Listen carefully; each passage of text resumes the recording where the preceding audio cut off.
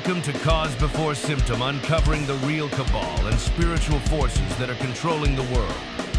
And now, here is your host, James Carner. Welcome to Cause Before Symptom. I'm your host, James Carner. Today is December 31st, New Year's Eve, 2025. Literally a few hours left until 2026, which really doesn't matter. It's just another year, and, you know, if you are a Christian, well, that kind of stuff shouldn't really bother or affect you. Yeah. So tonight we're going to be talking about our secrets, secret societies, and all of that. Is any of that any good? Is that good? Well, tonight we're going to ask a question that history forces us to take seriously, rather than emotionally. That are secret societies good, or are they incompatible with truth and incompatible with accountability and even consent? All across cultures in centuries, we're going to be examining the origins, the structures that have, and the documented behavior. And we're going to show that secrecy often begins as protection, but does not remain harmless once it becomes permanent. Meaning, when secret societies start out, some have good intentions, but they all end up doing bad things. So that's what we want to frame as the idea and understanding of secret societies tonight. And what starts as survival actually quietly becomes authority, and authority without visibility, well, it does not stay accountable. As we've all learned, in a fallen world, absolute power corrupts absolutely. And we will also trace the repeating architecture of secret societies, from oaths and layered initiation to symbolic language and internal justice, and explains why these features consistently detach loyalty from the public good. We're going to confront the claim that charity and moral language justify secrecy, showing how visible good can coexist with hidden influence, and why benevolence does not equal legitimacy. When secrecy intersects with politics, governance, or even religion, the historical record becomes unmistakable. Power shifts away from consent and toward control. You know the warning that was voiced by John F. Kennedy when he did that speech to the press? It was actually a speech for the press. And it's placed actually in its proper context, not as a conspiracy claim, but as a structural concern about secrecy replacing open debate. So we're going to explain why truth does not require initiation to survive, why hidden knowledge becomes a hierarchy rather than wisdom, and why faith collapses when obedience to men replaces obedience to God. As the life cycle of secret societies is examined in full, we're going to reveal why preservation inevitably overtakes purpose once secrecy becomes identity. And the conclusion tonight is also well-grounded. It's not going to be sensational. Individuals within secret societies may act with integrity, but the structures themselves consistently drift away from justice once they operate without light. History's verdict is very clear and consistent. Secrecy may protect people briefly, but it does not steward truth, does not govern ethically, or even preserve freedom over time. As transparency is not the enemy of order, it is the only thing that proves whether goodness is real. So I'm excited about tonight's show. Shout out to everybody on the live chat. Rumble, number one warrior is Scorpion. Scorpion, what are you doing here? It's New Year's Eve. It's like literally popping off. And what are you guys doing here? You're asking the same. What am I doing here? Well, I just like doing a nightly show. I just love doing this. That's why I'm here. But apparently you guys must love what I have to say. I don't know why. I'm just a hick from Oregon. Number two warrior is Boots, saying Happy New Year, everyone, even though it's not April 1st. How's it? Pastor James, creator of Elite Potion and the voice of Rumble Airwaves, spreading the truth and offering inspiration. Hello, fellow warriors, and hit that thumbs up button. Thank you very much. I appreciate that very, very much. Boots, you're always awesome. And then Boots follows up with, all right, all right, all right. A Matthew McConaughey fan. And number 3, Warriors. Claire saying just turned 26 on the East Coast. So that means we now know where Claire is. She's got to be somewhere southeast, probably Florida. That's what I'm assuming. If it's 90 degrees or even a little bit further, maybe, part of America, somewhere in the, what do you call those? The Florida Keys, maybe. That's my best guess. And Robert Gertison is here saying, hi, family, the most prosperous 2026 for us all. I really had, as far as prosperity is concerned, a wonderful year. God has blessed my family greatly, more than I could have ever imagined. And I'm very thankful for that. Very, very thankful for that. And 2026, it's already locked in with our clients. We're going to have another wonderful, prosperous year for that. So I am again blessed. I'm not that smart of a guy, and God just seems to favor me. And the reason being is because I guess it's really true. If you seek the kingdom of heaven, then all of these things shall come unto you. And, well, I am seeking first the kingdom of heaven by 1, exposing evil, 2, offering you the truth of the Bible and the Ethiopian canon, and 3, doing this out of love, because I don't ask for anything from you. I only ask like that you try Elite Potion, but I don't push it on you guys. I hope I don't. I am going to send an email here within a few days about Elite Potion to everyone who listens to my show to basically, see if they can come back and try it again. I just want to make sure that people realize it's available. And, I haven't been doing anything with the money in the bank, basically with it. So all we need to do is sell like 65 or 63. Yeah, I think 63 bottles, and we can reorder. And then I don't have to worry about it anymore, because I'm always worried about reordering, because here's the problem. These companies that actually put the stuff in the pill, it's a manufacturing facility. And, after years, they always change their policies and they up their minimum. When I first started this, their minimum was only 280 or 288 sets, okay, each. So when I ordered that, it came, and I was like, great. So I was budgeting and preparing for spending for another 288. Well, they upped it to 500, so now I have to order 500. So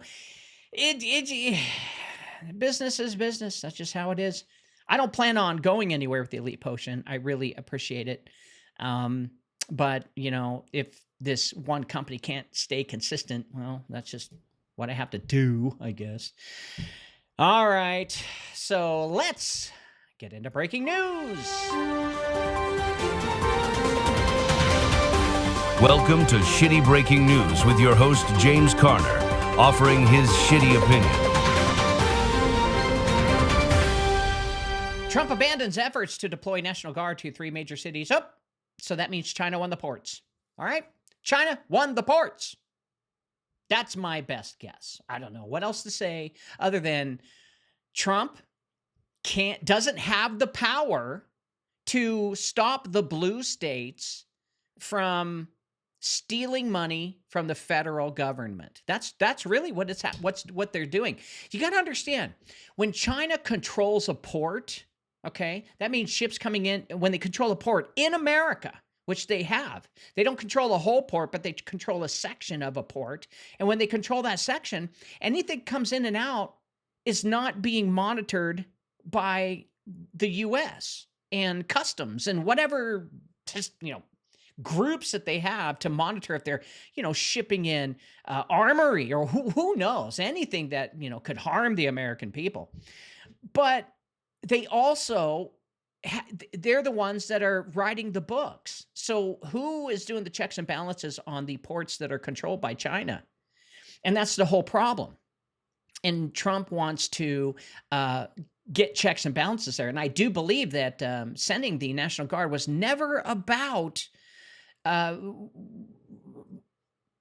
the protests. Sending in the National Guard is all about the ports because he put huge tariffs, and those tariffs have to be paid by those people from who goes to those ports. And I do believe that those China-controlled ports are allowing people to skip the tariff and just buy their goods so they can not lose business. That's what I think is really happening. I don't know.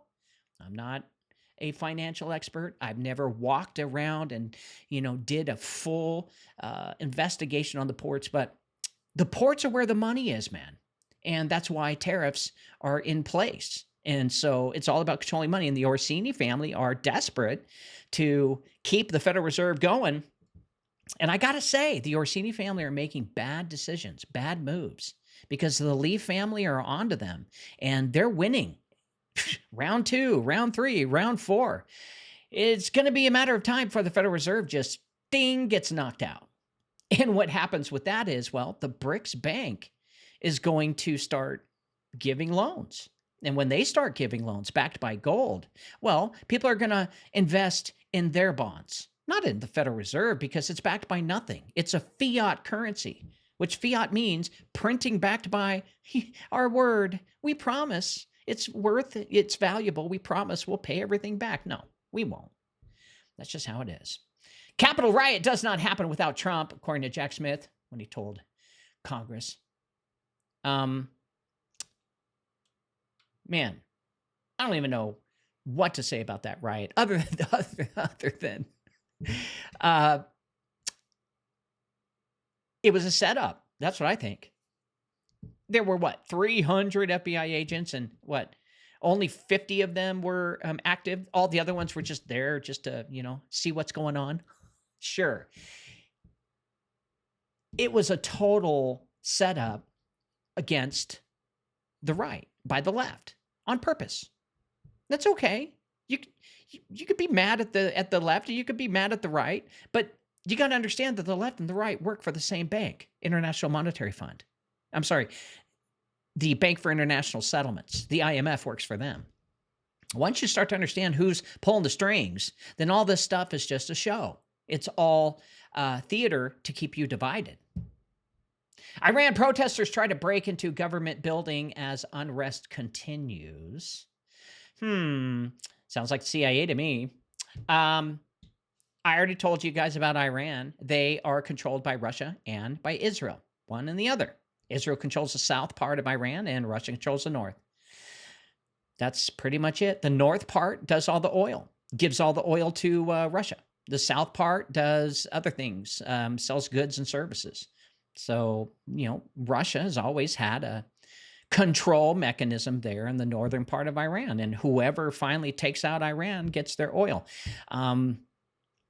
My feeling consensus is it's kind of a mutual thing between Russia and Israel. They are profiting both off of it because Russia actually profits off of the black market by sneaking oil underneath the OPEC international laws, which OPEC didn't create the laws, but they did, But look, Russia and China were using Venezuela illegally through maritime law by siphoning oil. And instead of paying with dollars, the deal was, and this is how they tried to get away with it, the deal was they were going to trade oil for an infrastructure. Well, Venezuela got the infrastructure. China has not got all the oil yet. And we'll see what happens with that.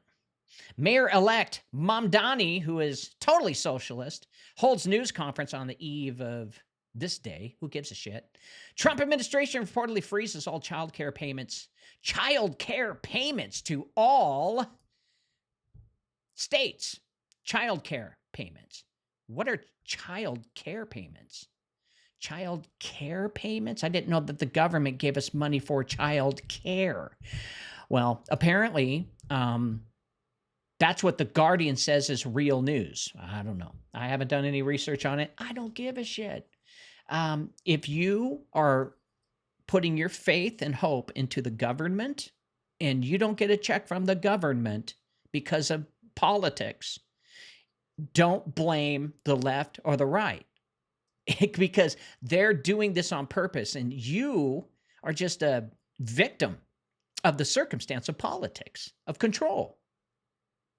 And socialism, communism, and even parts of capitalism still have you dependent on the government. And that's just not right. So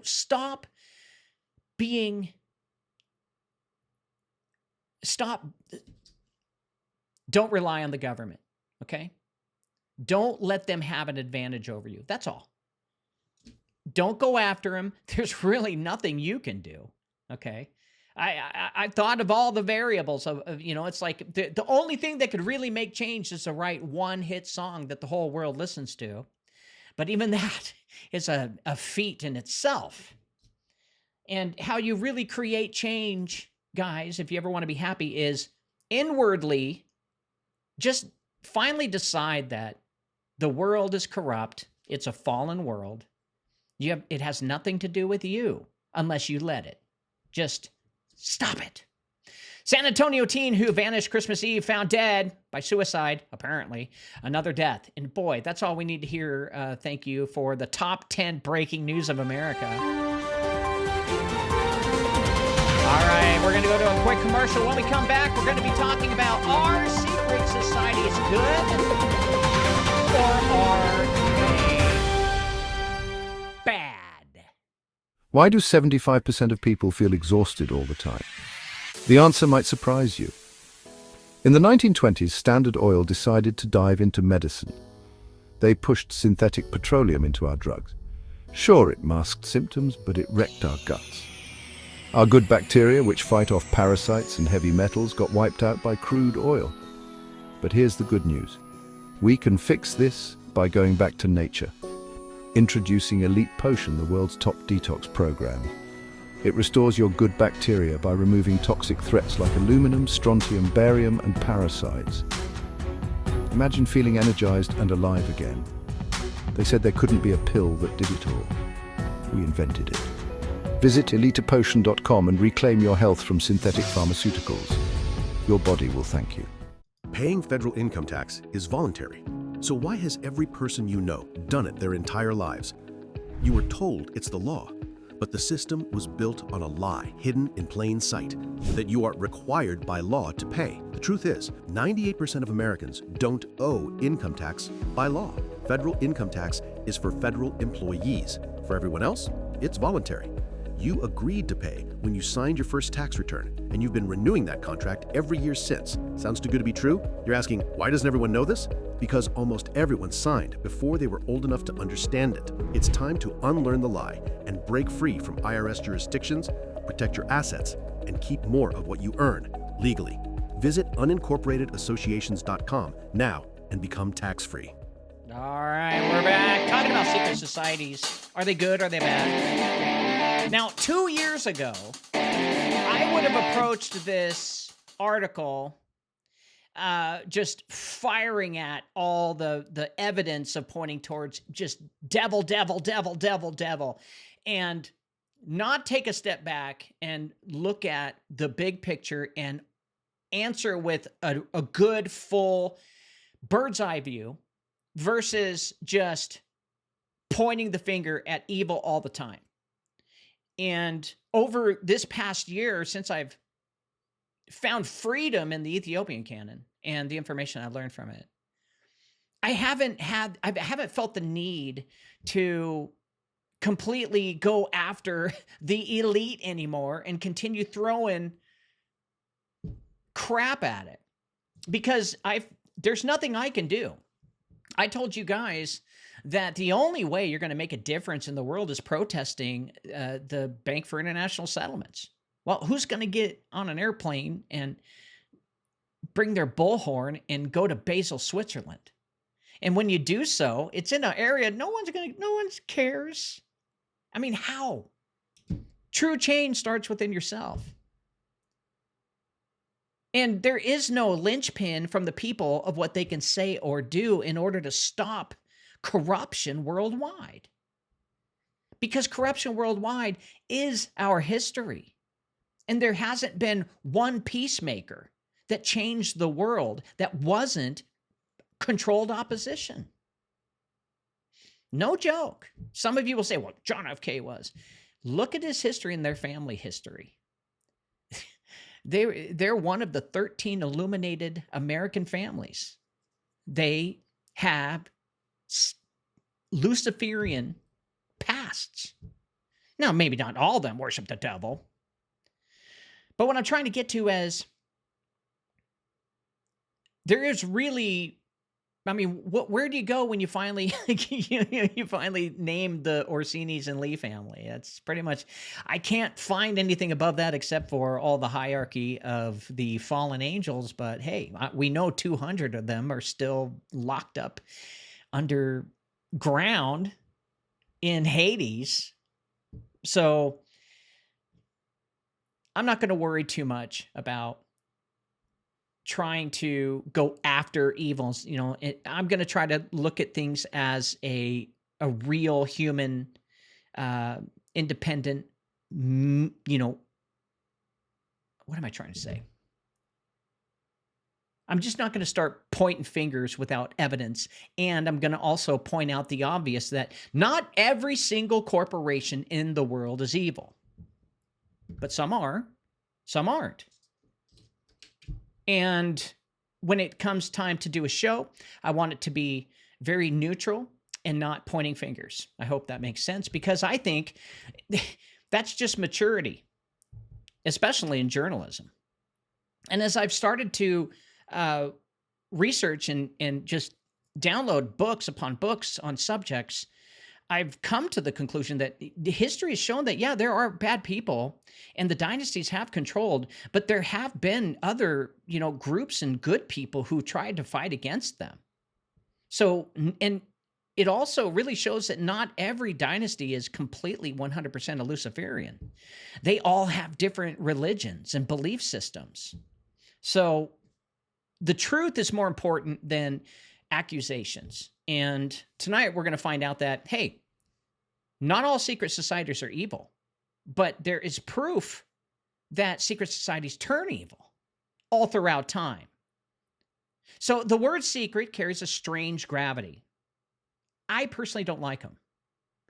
You keep a secret, it's going to fester. It's like planting a seed, and you keep watering it as you don't tell anybody anything, because your grief, your shame and sorrow, all that will just keep bottling up.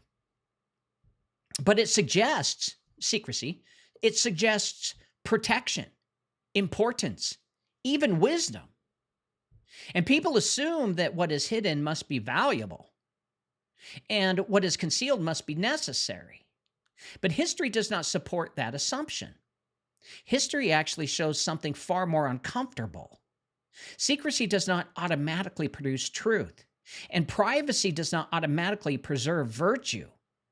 What secrecy reliably produces is insulation. And insulation changes how power behaves once it no longer has to answer to the light. Now, secret societies have existed in nearly every civilization, across cultures, religions, and political systems. They did not begin as villains in the imagination of the public. Many were born under persecution, censorship, or occupation. But some began as brotherhoods of survival, others as guilds of shared trade, and still others as spiritual circles seeking meaning in dangerous times. Now, their origins actually matter because they remind us that secrecy itself is not born of evil. There are secret churches in China, underground secret Christian churches, and they are underground because it is illegal to be a Christian in China. But history also shows that what begins as protection can quietly become authority. And authority without visibility does not stay accountable for very long. Why? Because it's in our nature. The deeper question is not whether secret societies do good things, okay? Not whether they do good things. Many of them actually do. You'd be surprised. They do charity, mutual aid, moral instruction, and fraternity appear again and again and again in their own writings and public defenses. And they basically put it out like, yeah, we're a secret society, but look what we do for the public. We love you. Well, the deeper question is whether goodness can be stewarded permanently behind closed doors. Whether power can remain ethical when it no longer has to explain itself. Whether loyalty sworn in private can coexist with responsibility owed to the public. So these are not abstract questions here. They are questions that history has already answered and answered it repeatedly. Every time a group requires oaths that supersede public law, hidden hierarchies that cannot be examined, or internal justice systems that operate beyond scrutiny, something shifts. The center of moral gravity moves away from truth and toward preservation of the group itself. Once that happens, good intentions become conditional. Ethics bend to loyalty. Silence becomes a virtue. And secrecy, once defensive, becomes structural. Now, this is why warnings about secret societies are not paranoid by nature. They are actual historical. When President John F. Kennedy warned about secrecy becoming pervasive and dangerous, he was not speaking about imagined cabals or fictional villains. He was warning about a habit of concealment that replaces open debate with invisible consensus. A system where decisions affecting the many are shaped by the unseen allegiance of the few is not free, even if it still uses the language of freedom. And truth does not fear examination. It does not need layered initiations to survive the truth. It does not even require symbolic veils to maintain authority, as the truth invites testing, challenge, and correction. Well, power does not. Power prefers silence, ritual, and continuity. History shows that when secrecy becomes the operating principle rather than the exception, then power inevitably mistakes itself for purpose. So tonight, we're not asking whether secret societies are filled with good people. Many actually are. It asks whether secrecy itself is a moral foundation, whether a structure built to operate unseen can remain aligned with justice, accountability, and the common good. Well, history's answer is consistent and sobering. Secrecy may protect people for a little while, for a moment. And don't look at 666. I'm not even. For a while, for a moment. I'm not trying to give you the devil's eye. But it does not protect truth forever. Something happens. Something shifts. And light is not the enemy of goodness. It is the only thing that proves it when it comes to light, when secrecy comes out into the open. Now, secret societies are often judged as if they appeared fully formed, powerful, and manipulative from the whole beginning. Well, that's not true. History shows something far more ordinary and far more human. Actually, they started organically. Most secret societies begin as responses to pressure, not ambition. And they formed in environments where open association was dangerous, illegal, or punished by death. Well, in those conditions, secrecy was not a tool of dominance. It was a tool of survival. And across Europe, Asia, and the Middle East, groups gathered quietly to protect shared identity, belief, or livelihood. Trade guilds hid their methods to protect skilled labor from exploitation. Religious minorities met in private to avoid persecution. Political reformers organized underground when public dissent meant imprisonment or execution. Well, in those early stages, secrecy functioned as a shield, but not as a weapon. Now, this origin story matters because it reveals the first truth that you guys must understand. Secrecy itself is not automatically immoral. It can be a response to injustice rather than its cause. Many of the earliest secret societies saw themselves as guardians of continuity during chaos, preserving knowledge, culture, or mutual support when institutions failed or turned hostile. But history also shows that survival secrecy is meant to be temporary. When the threat that justifies secrecy fades, the secrecy is supposed to dissolve with it. Well, this is where the turning point appears again and again in the historical records. We have proof. Some groups returned to openness once danger passed. Others did not. Instead, secrecy became tradition, and tradition became identity, and identity became authority.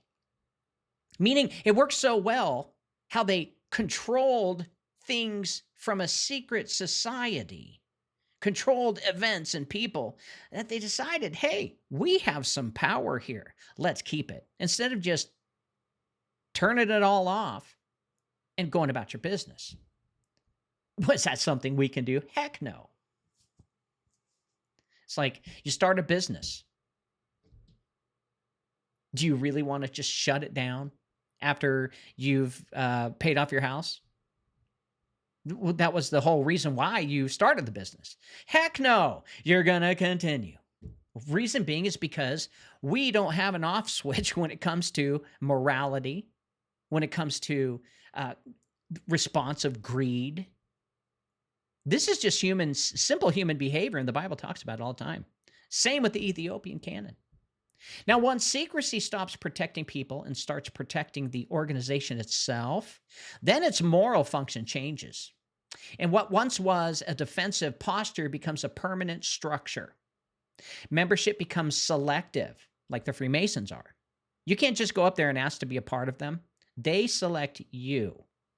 And knowledge becomes actually tiered in secrecy. Loyalty becomes more important than truth. And at that point, secrecy no longer responds to danger. It actually creates distance.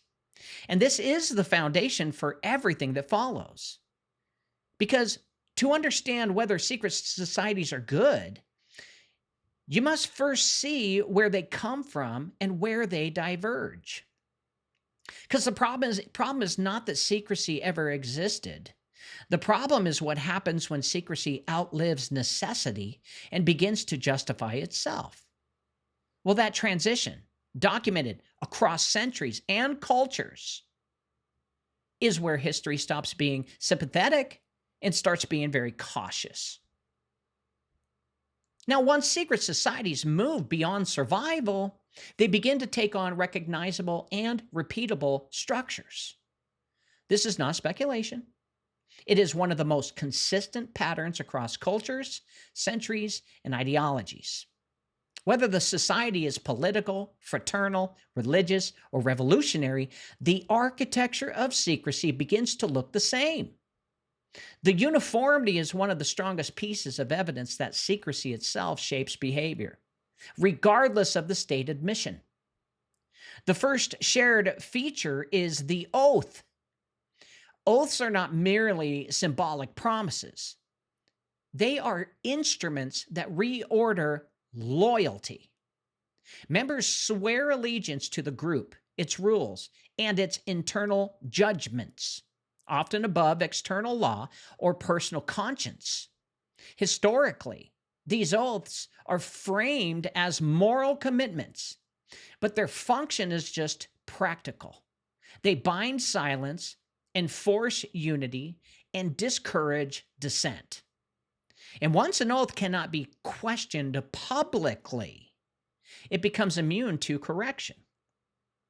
And that's one of the problems. The second feature is layered initiation, where these people below don't know as much as these people above, and these people above don't know as much as the people above them, and so on and so on. Knowledge is not shared equally, but actually distributed by rank or compartmentalization. Advancement requires submission, time, and compliance.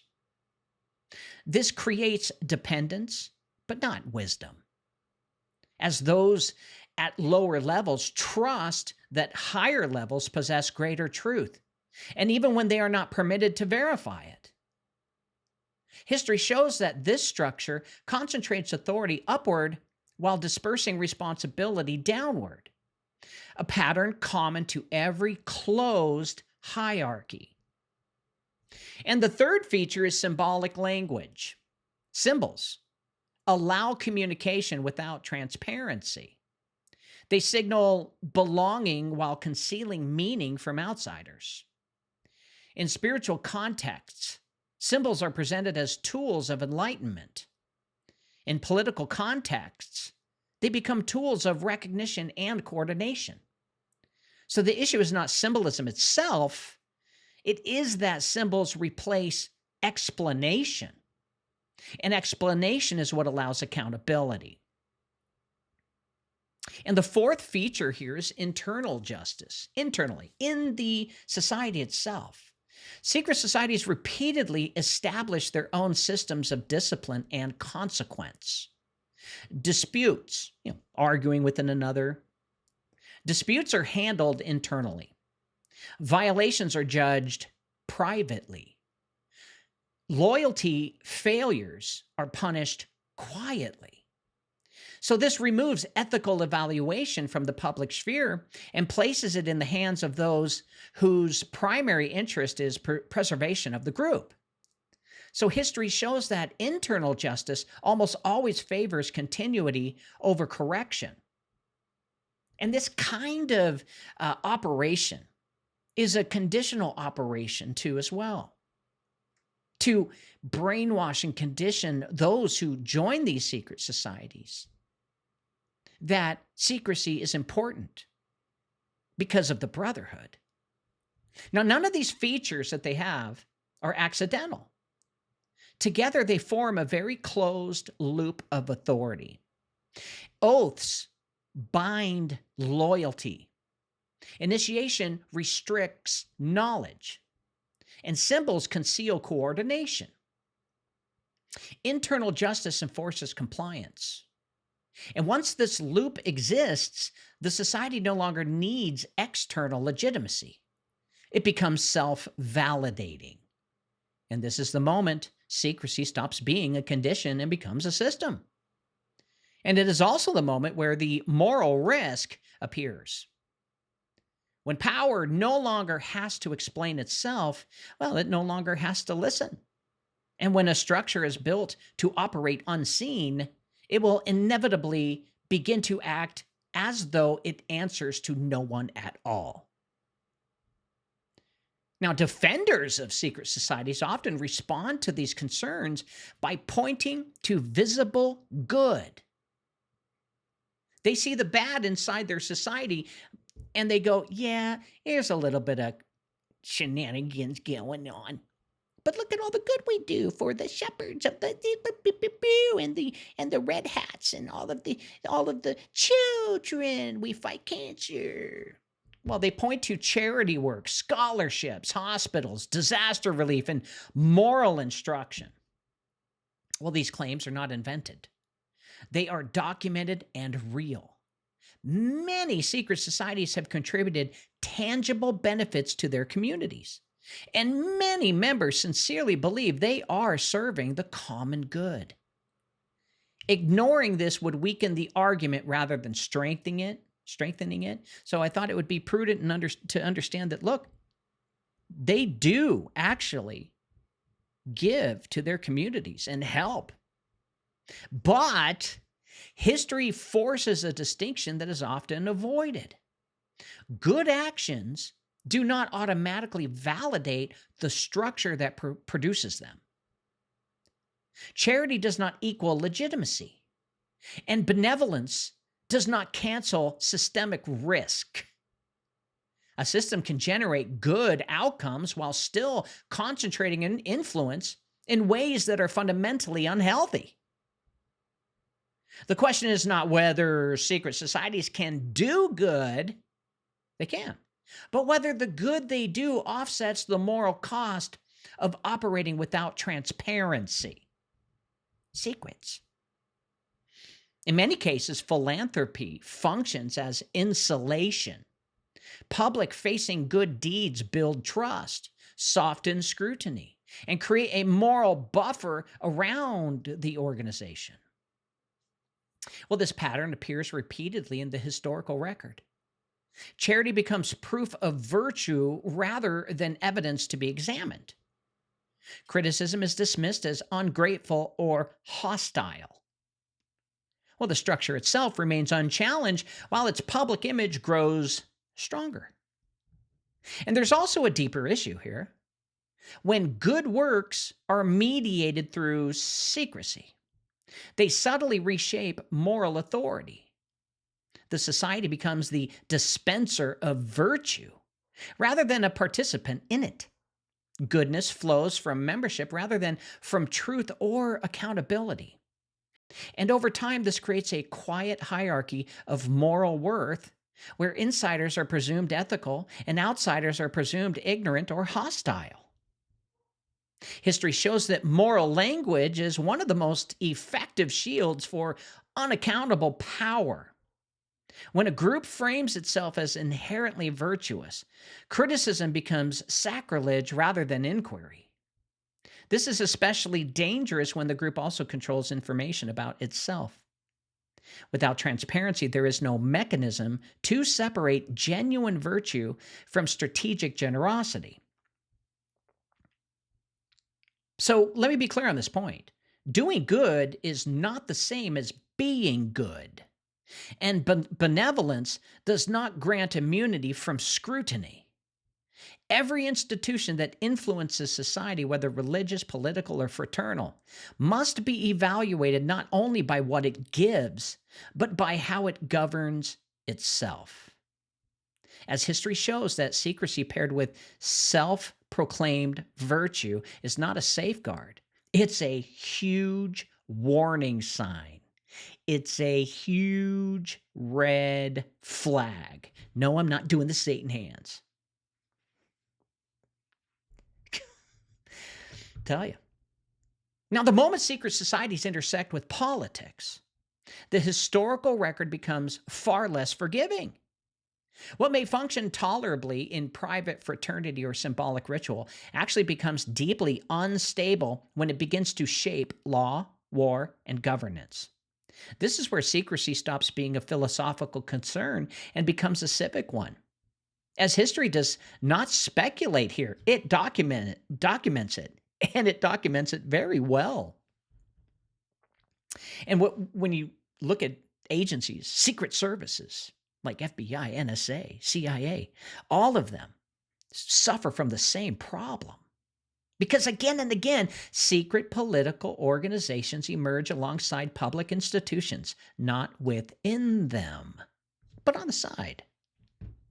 They form parallel channels of influence that bypass elections, debate, votes, or consent. Revolutionary cells, nationalist brotherhoods, imperial networks, and ideological orders repeatedly operated behind the scenes while presenting a different face to the public. The people affected by their decisions were rarely aware of who shaped them or why. Even when political secret societies pursued causes later judged as just, the method itself undermined legitimacy. Decisions were made by those who were not publicly accountable. Strategies were concealed from those asked to suffer their consequences. As history shows that secrecy in politics does not protect reform. It actually replaces representation with management. That's not good. The Knights of the Golden Circle in the United States provide one of the clearest examples. Operating in secrecy, they pursued territorial and political goals that directly contributed to national division. This is well documented. I'm not making this up. Their influence did not arise through public persuasion, but through covert allegiance. And similar patterns appear across Europe with revolutionary societies that claimed to speak for the people while excluding the people from deliberation. This is the core danger of what I'm talking about. Political power shaped in secret cannot be corrected peacefully because it cannot be confronted openly. Opposition becomes paranoia by definition. Dissent is framed as ignorance. The public is left reacting to outcomes rather than participating in decisions. History shows that this dynamic does not stabilize societies. It radicalizes them. And once secrecy becomes a governing principle rather than a temporary tactic, democracy becomes a performance. Elections continue, laws are passed, and institutions remain, but real consensus is forged elsewhere. Like from the classic book, you can find it online, I believe, Jekyll Island. The meeting at Jekyll Island, something like that. And it shows the major industrialists of Europe and America got together along with the Rothschilds banking industry and formed the Federal Reserve, which is not a federal organization. It is a private company, a bank, a central bank, owned by half of it's owned by banks in Europe, half of it's owned by banks in America. You know, we're talking like Rockefellers, Rothschilds, etc. And this isn't a conspiracy claim. This is all real. Why did they meet on an island outside of America but on America? Because of statutes. Because of standing, legal standing. Because they understand the law. And believe it or not, what they put in, they legally did it. Because everyone legally let it happen. This is a well-documented pattern that's been observed wherever hidden allegiance intersects with public authority. Now, this lesson of history should be very clear. Whatever limited justification secrecy may have in times of oppression, it becomes destructive when it shapes political power without transparency. A society cannot remain free when its future is negotiated in rooms it is never allowed to enter. And this is where John F. Kennedy's warning must be understood correctly. Not exaggerated and not dismissed. Kennedy was not condemning private association, nor was he pointing to a single organization. He was warning about a system of secrecy becoming habitual, normalized, and embedded in governance itself. He could see it. And his concern was structural, but wasn't sensational. It was a really good speech. And when secrecy stops being an exception and becomes a method, democracy quietly erodes. Now, that speech would have been even more glamorous and better and maybe got people to wake up if it was addressed to the nation. But it was not. It was only addressed to the press. You know, the people who were the journalists at the time, who were writing papers. He gave that to the press. It was not a public announcement. People use that speech and they make it look like he's actually addressing the nation, but he's not. He's only addressing the press. That's why I don't trust Kennedy, because they made it look like he was, a great guy. But all of his actions, especially with Marilyn Monroe, as him being a married man, well, they speak louder than words. And you can tell by his fruits, because he's dead. Kennedy spoke about the danger of decisions being shaped outside public scrutiny, where debate is replaced by silent consensus and accountability is diluted by compartmentalization. And so this matters because it names the real issue. The threat is not secrecy in isolation. The threat is secrecy that displaces consent. When policies are formed, wars initiated, or power aligned through unseen agreements, well, the public no longer governs itself. It is absolutely 100% managed. And that's what we are, a managed business, the United States of America Corporation. Good luck finding all the evidence of all of that. You're off to the races, and you'll never find proof. The only person that has the proof that I've ever met, well, not meet, I did an interview with, was Russell-J. Gould, who said he had the proof that America was a corporation, but he would not release it publicly. History shows that secrecy at this level does not require malicious intent to cause harm. Even well-meaning actors operating in closed systems begin to prioritize continuity over correction. Mistakes cannot be openly challenged. Assumptions cannot be publicly tested. And dissent becomes disloyal rather than a contribution. And over time, secrecy trains leaders to believe that the public cannot be trusted with truth, and that belief becomes self-fulfilling. Kennedy's warning was especially significant because it came from inside power, not outside it. He understood how easily secrecy spread once justified. And national security becomes a template here. Emergency becomes permanent. Classification becomes habit. And the same logic that governs secret societies begins to govern the state. And then loyalty replaces transparency and necessity replaces explanation. And this is why nobody goes to jail. Believe me, every 4 years, the opposite side of the party screams for the party they don't like and all of their leaders that they're all crooks. And then the next year, 4 years later, same thing. Opposite party wins. Opposites scream crooks. Put them in jail. Put them in jail. Put them in jail. Put them in jail. Put them in jail. Nobody goes to jail.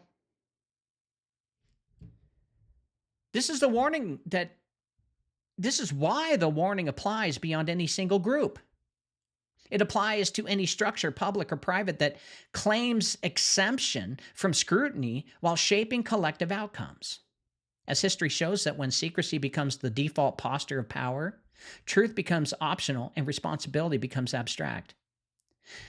This is why The View won't believe in cabals or secret societies and mock those who have done research and say that they absolutely 100% exist. And they absolutely 100% control nations, control corporations, and have power beyond the girls' understanding. Most likely it's because they're on a network that is owned by those secret societies. Now, the audience, you guys, hear this clearly. The danger is not that secrets exist. That's not the problem.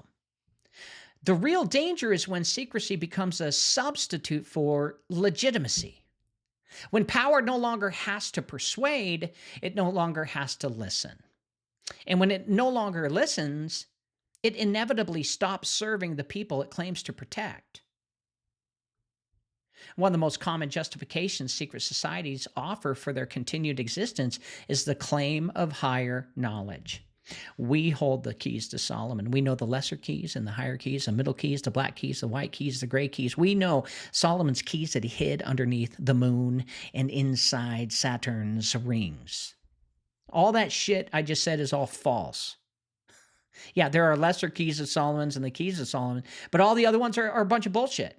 But all of a sudden you guys are like, there's more keys? Well, this is how I can control you. By saying yes, but you need to do what I say in order to get up to a higher level to understand what Solomon achieved. Oh, that's mystery lying knowledge that secret societies offer, which keeps their existence because they claim they have information of higher knowledge. And they present themselves as custodians of truths that are just too complex and too dangerous or too profound for the general public. No one will believe it. No one will believe it. This is why they don't release the UFOs. These interdimensional beings coming from who knows where, they really believe that if released to the public won't do crap, or the public will go insane. Well, they present themselves as custodians of truth, just too complex. And this idea appears repeatedly across the historical record, from ancient mystery schools to modern esoteric fraternities. The promise is always the same. Advancement brings enlightenment. Silence protects wisdom. I don't buy it. History, however, tells a very different story. Knowledge that cannot be questioned publicly cannot be verified. It can't be corrected or refined or even debated. When truth is restricted by rank rather than tested by reality, well, it stops being truth and becomes authority. The structure of secret knowledge does not elevate understanding. It elevates those who control access to it. And by the time you get to it and to the information, you find out it's all a bunch of bullshit. Layered revelation creates dependence. Members are taught that meaning exists just beyond the next initiation, just past the next degree. And this delays critical evaluation and reinforces obedience. The expectation of future insight becomes a leash. And those who question too early are told that they are just unprepared. And those who question too late are told that they have already sworn silence. As history shows this pattern again and again and again and again and again, regardless of the society's stated purpose. Don't trust them. I don't. Why do you? So there's also the psychological consequence. When the people believe that they possess hidden knowledge, they begin to see themselves as set apart from others. And this separation, it quietly reshapes moral reasoning. Well, I know the truth, and you don't. Therefore, I'm special because I'm part of this group that showed me the light. I am enlightened. I am going to be wealthy because I follow a group that has the secrets of the universe. There goes moral reasoning. Outsiders become uninformed rather than equal. Well, you're just uninformed. Well, you haven't read the book, obviously. Accountability becomes unnecessary because the uninitiated simply don't understand or would not understand because they didn't work as hard to get where they are as they did. But this is how secrecy transforms knowledge into a hierarchy. Please tell me you can see this. Look at me. I'm a Freemason. I'm on top of the world. The Freemasons have helped me get a house. I bought a house. Freemasons helped me buy a house, and I got 3% interest instead of 6%. Yes, the Freemasons, they had a friend that worked at the bank that found me a loan for my house for 3%. They saved me a bundle. And I know the secret of history. I know all about Tartaria. This is how secrecy transforms knowledge into hierarchy. Truth does not require initiation to survive. Do you think it does? Do you think the truth needs rituals to survive? Well, it does not degrade when it's shared. It becomes clearer under examination. Why are you hiding this secret knowledge? What is so scary about it? Is it a spell book? When you read it, then something changes. The world turns around. We jump into another timeline. I mean, what's the real cost of finding this hidden information? Now, I already know what the hidden information is, guys. We've been talking about it all throughout my show. All of Solomon's hidden keys, all of the hidden knowledge is simply controlling the fallen angels. That's really it. Controlling them by knowing their name and then commanding them to do something after creating a spell or ritual to have them under your command. Solomon had to become the ultimate wizard because he messed up, pissed off God.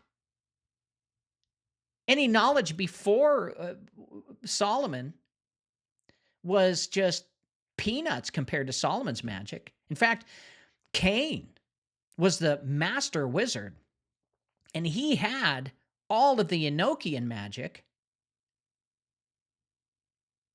because he was there after they got sent out of Eden. And he made an allegiance with the fallen angels in order to get the secret knowledge. And the secret knowledge and Enochian magic is very simple. It is controlling matter. That's it. Everything's made out of atoms.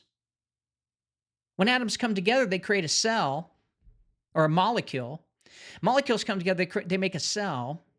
And then the cell can create certain types of things, like a frog or a giraffe or a human or this or that,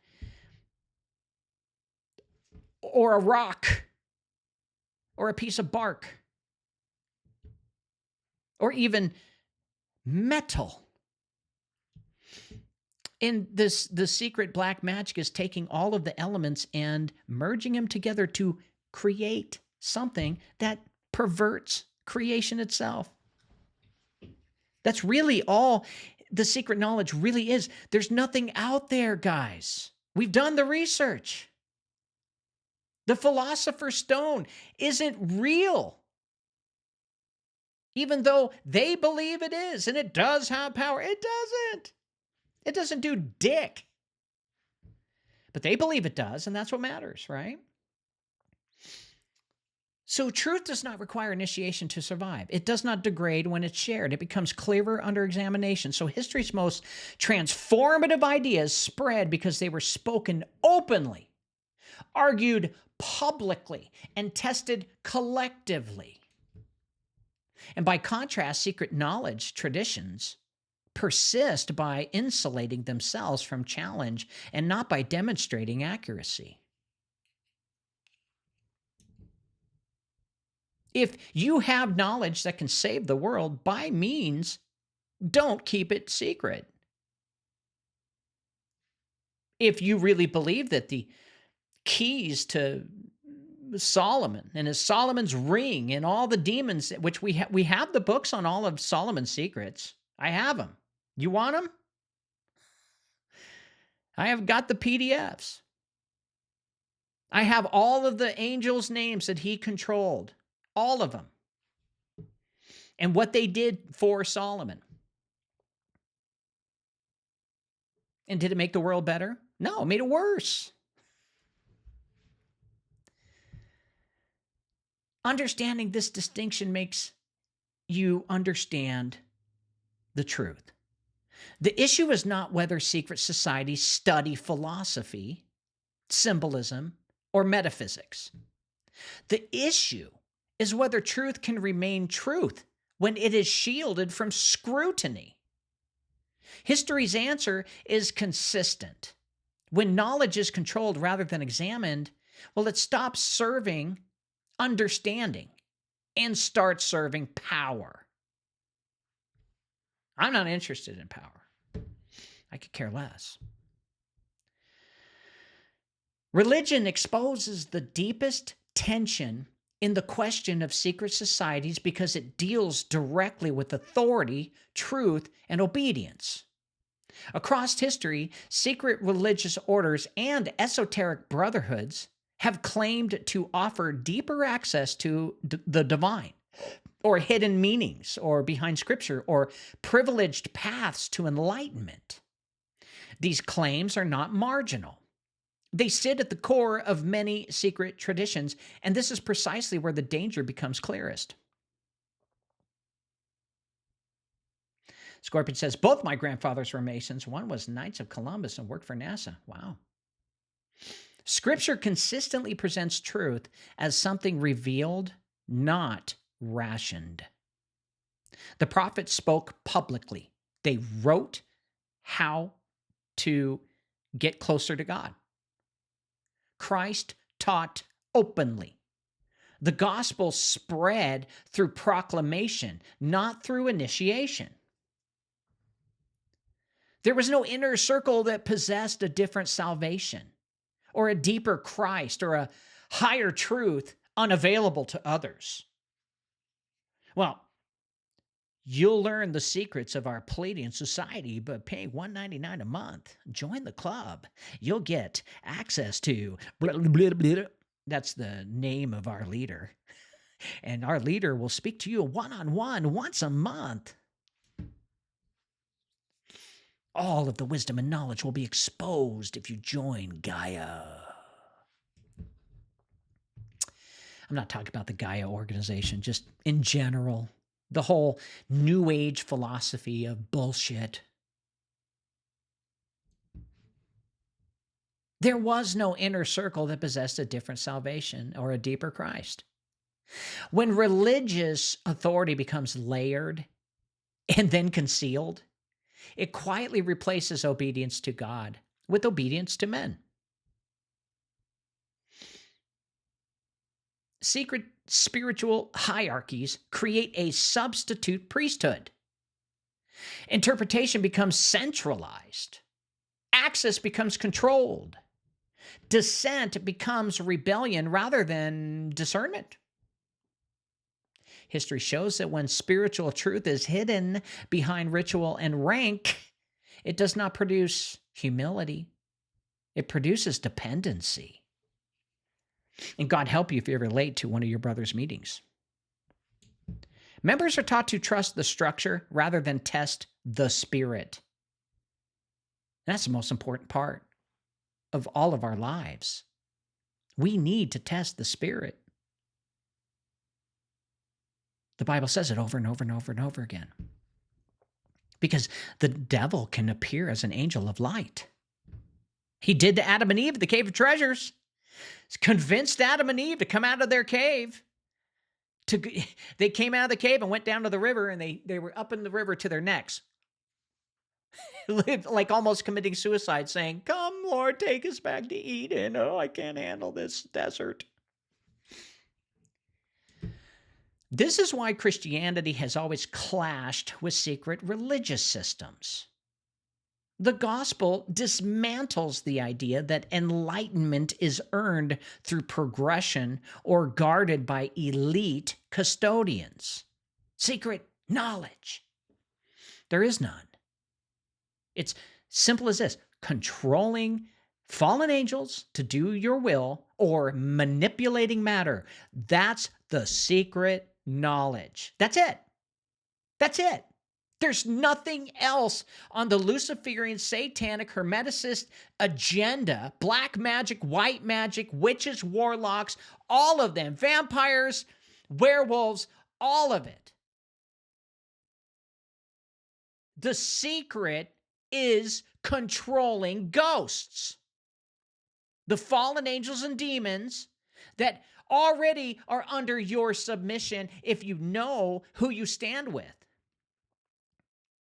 There's no secret there. We control the demons. You're like, what? Yes, you have power over the demons. This is why Solomon created power over the demons, because he had no wisdom anymore. He did not have the Father. The Father up and left, took the ark to Ethiopia, said, "I'm out of here. You totally went evil."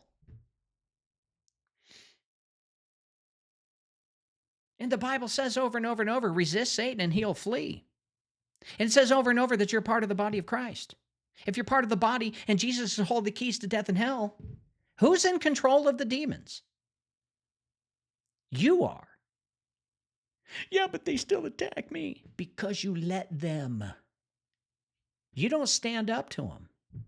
You don't find the answers in the Bible or the Ethiopian canon to stand firm on the word that you are a part of Christ. The best way to view it is Jesus is the head and you are the fist, and you have every right to punch those fallen angels or demons in the face. When they start telling you, you're not good enough, you're going to be broke for the rest of your life, you'll never retire, hate your wife, hate your husband. All of that stuff is demonic. It doesn't come from you. Well, maybe some of it, but not all. And you allow it. Yeah, I guess I am ugly. Hey, I got a big nose. Well, that's not how God looks at you. He thinks you're beautiful.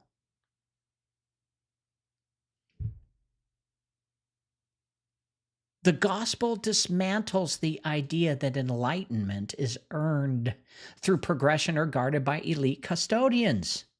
They're just a bunch of cheap knockoff imitations of a Rolex. You're the Rolex. They're the knockoff cheap ones sold in Mexico for $40.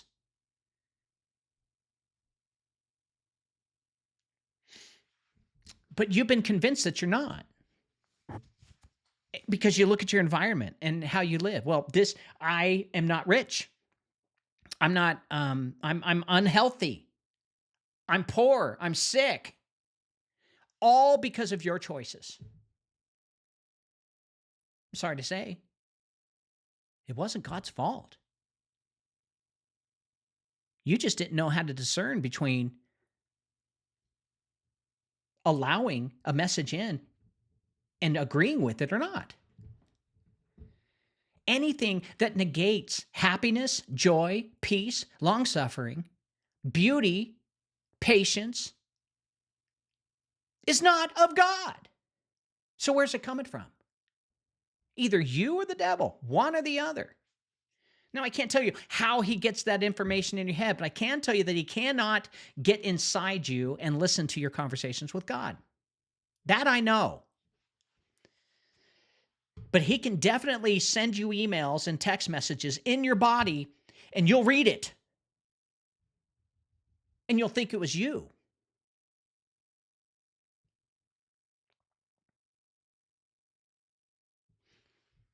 The truth declares light, that it exposes rather than conceals, and that it calls all people equally. Any system that requires secrecy to preserve spiritual authority is operating on a different foundation entirely. History also shows what happens when secret spiritual authority merges with institutional power.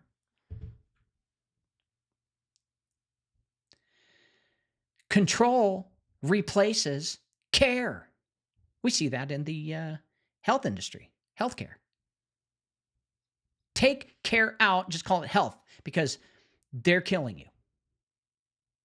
Not all of them, but the way that the paperwork and the laws are set up, the paperwork, the legal jurisdiction of healthcare is killing you, and is set up on purpose because it's profit over people. So control replaces care, doctrine becomes immovable, abuse hides behind reverence. Well, the structure protects itself rather than the people it claims to serve. This is not hypothetical. It is well documented repeatedly wherever religious secrecy is treated as sacred rather than suspect. Grasp this clearly, please. Faith rooted in truth does not fear exposure. What's the secret? Why are you hiding this? It examines, or it invites examination. It withstands questioning if it's true. When a religious system depends on secrecy to maintain influence, it reveals that its authority does not come from God, but from control. And there's your Jesuits. The secret society of the Jesuits. Maybe they once started off as clean and good, but now they're evil. Sorry. If they're keeping secrets, that's a control mechanism. Now, across centuries and civilizations, secret societies follow a remarkably consistent life cycle. This is one of the strongest arguments against the idea that abuses are merely accidental or isolated in secret societies. The pattern repeats too reliably. Groups begin with a purpose, formalize their structure, consolidate influence, and eventually shift their focus from mission to preservation. Now, this transition is not announced, and it happens gradually and often unconsciously. And at the beginning, secrecy serves a function. It protects members, ideas, or identities during instability or oppression. And the group actually believes it exists for something larger than itself. They feel good. And over time, however, rituals harden, ranks multiply, and symbols replace substance. And what once was a means actually becomes an end. The society no longer asks whether secrecy is still necessary. It assumes it is essential. As influence grows, so does insulation. Leadership becomes harder to challenge. Internal narratives grow stronger than external reality. Criticism is interpreted as attack. Reform is framed as betrayal. History shows that at this stage, since sincere members become defenders of the structure rather than stewards of its purpose. So preservation overtakes truth. The society must go on. And eventually, the society's survival becomes its highest moral good, as decisions are justified not by outcome or justice, but by continuity. And anything that threatens exposure is treated as an existential danger. So secrecy is no longer protective, it's defensive. And defensive systems rarely correct themselves. Now, this life cycle explains why so many secret societies begin with idealism and then end with controversy, corruption, or even collapse. It's not because every member becomes malicious. No. It is because the structure itself resists accountability once secrecy becomes identity. The group cannot adapt without revealing itself, and it cannot reveal itself without undermining its own authority. Do you understand what I'm saying? Anyone who is part of a secret society, show them this video or this writing, this information. If they read this and it goes past their head, you're not going to get through to them until they get burned. And then when they read it again after seeing it with a new lens and a new heart, their eyes will be wide open like, oh my God, I was in a cult. Yeah, pretty much.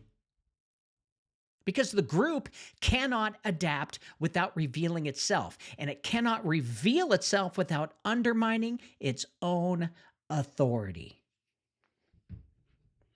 History's lesson is sobering but consistent. Any institution that cannot survive transparency will eventually be harmed by its absence. And the longer secrecy governs behavior, the more detached the system becomes from the people it claims to serve.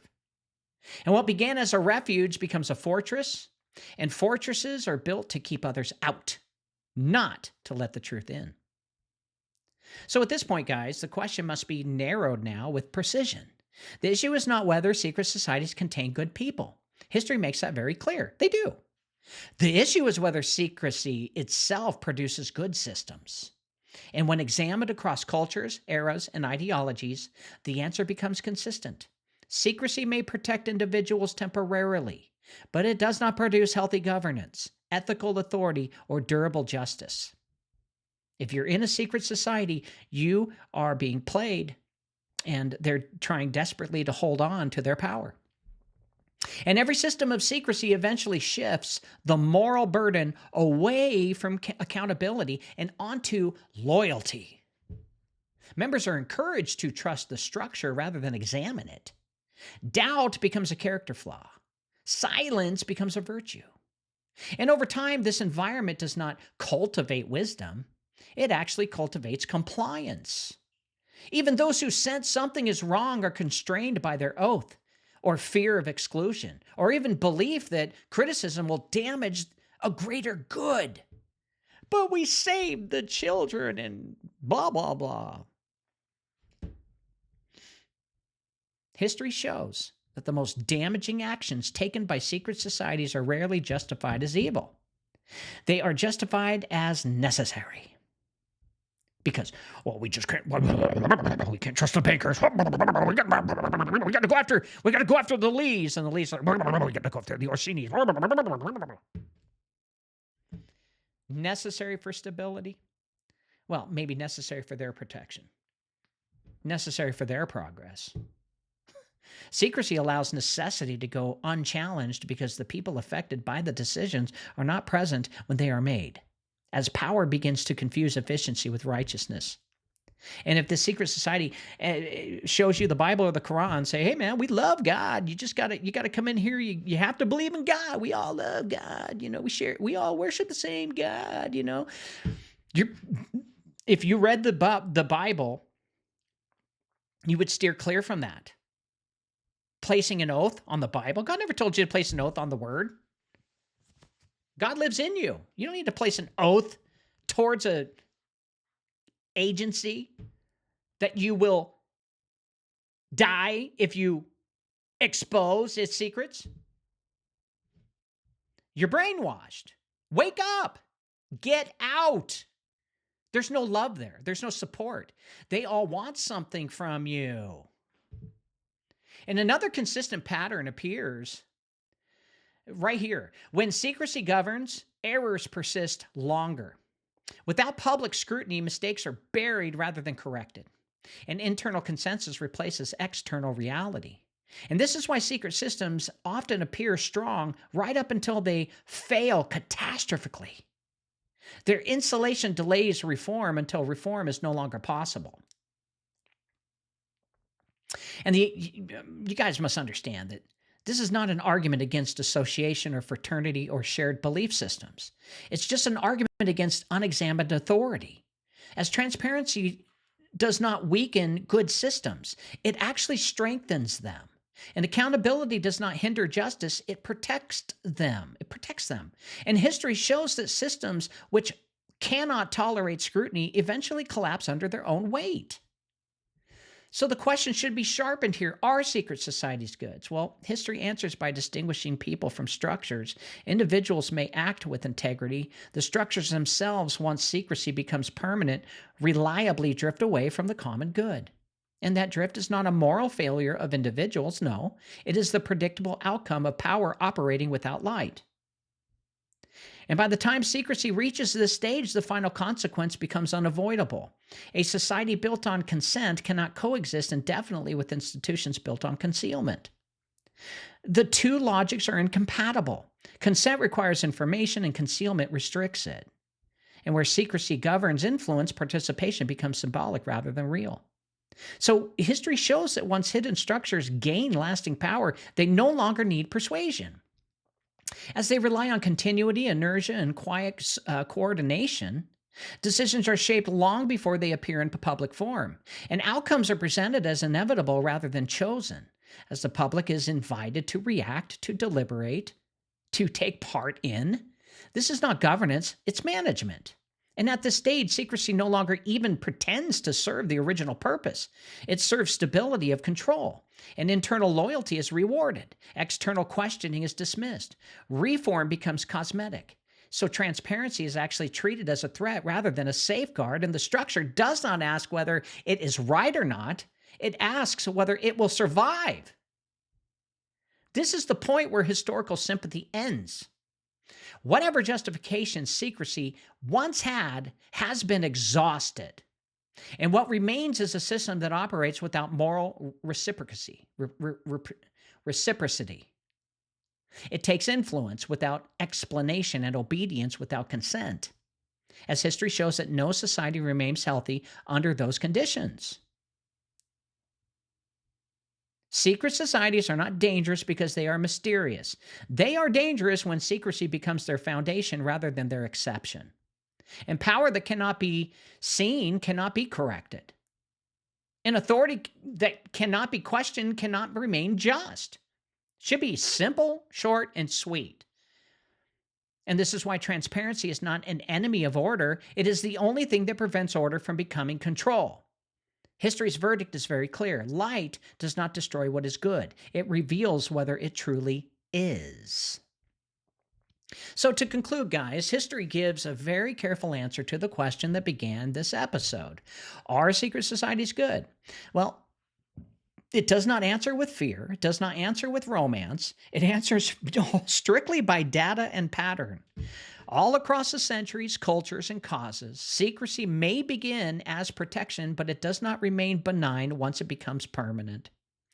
What starts as a shield eventually becomes a wall, and walls are built to separate power from accountability. And individuals within secret societies are not the issue. I'm not mad at you because you're in a secret society. Okay? I love you. Many are sincere, very charitable, disciplined, and morally serious. But history makes room for that truth. Systems are judged by how they operate, not by the character of their members. And when authority functions behind closed doors, it detaches from consent. And when loyalty is sworn in private, ethics become conditional. When knowledge is restricted by rank, truth becomes secondary to control. Every healthy society depends on light, not perfection, not a uniform agreement, but visibility. The truth. Transparency allows error to be corrected, abuse to be exposed, and power to be restrained. Secrecy removes those safeguards. It does not always do so immediately, but it does not always do so intentionally, but it does so reliably, doesn't it? As history shows us without exception, they turn evil. They all do. And this is why the issue is not conspiracy. As I didn't want to write this show about conspiracy and point the blame at secret societies as being evil. I'm saying that once they build a foundation that's complete and they've done the job that was needed to be done, there should be no need for it anymore. Secrecy, at least. So what are they hiding? What are they holding on to? Really, this is about governance. We can't have an America, even though we really don't have an America anymore, but the illusion of the Constitution should be evident that secret societies should not be a part of our country. There should be a law about secret societies.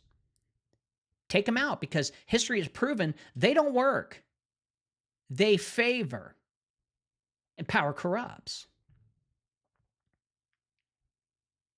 This isn't paranoia either. This is all about accountability. A free people cannot remain free when decisions are shaped by structures that they cannot see, cannot question, or even consent to. Goodness does not fear examination. Truth does not require oaths of silence to survive. Justice does not operate in shadows. So the answer here, guys, tonight still stands. Grounded in evidence rather than any emotion. I'm a data guy. I'd rather just put the data out there. Secret societies are not good or evil by reputation. They are actually judged by their structure. And history shows that any system built to operate unseen will eventually place its survival above the people it claims to serve. Therefore, I believe secret societies are satanic in nature. Not satanic of worshiping the devil, but in nature, that's how the devil operates. As light is not the enemy of order. It is the only thing that keeps order from becoming something else entirely. Guys, Happy New Year. Thank you so much for being here on the show. I really appreciate it. Again, I don't have outro music. I haven't put it together. I even forgot to take out the garbage yesterday, so I have to wait a whole week while my garbage fills up.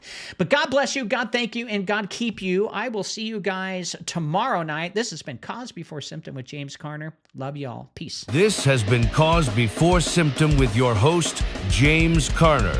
Go to his website, jamescarner.com, and sign up for his newsletter. Also, download his free books on the breath war, the crown of blood, and the ritual machine. Fix your body by buying his award-winning detox formula, removing heavy metals and parasites. You'll feel better and live longer. Go to elitepotion.com. And one more thing, please. Just try and love your neighbor, because if you do, the world would be a better place. See you tomorrow.